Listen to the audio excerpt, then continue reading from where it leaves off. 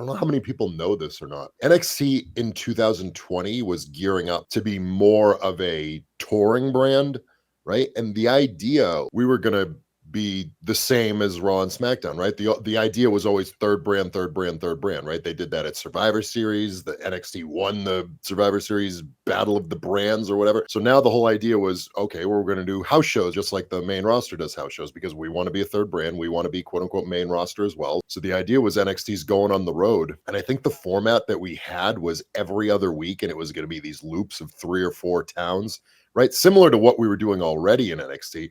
But now instead of once a month with a rotating roster that like so ultimately it would boil down to as a talent you would end up doing like maybe 2 or 3 if you were a champion 4 or 5 of these these road loops every year. Now it was going to be there was a list of 25 of us, let's say, that were considered quote unquote consistent TV talent, and then you would mix in others into the mix, but it was going to be every other week. And when you're wrestling an NXT style like that every other week, that's that's physically demanding, right? 3 or 4 matches a week every other week is a ton. With TV every single week, it's we were gearing up for the long haul. And me and Riddle were actually what we call in the business quote unquote married to each other, in terms of like we were wrestling each other every single night on those loops. So there were some times, and again I said it started in 2020. It did start, right?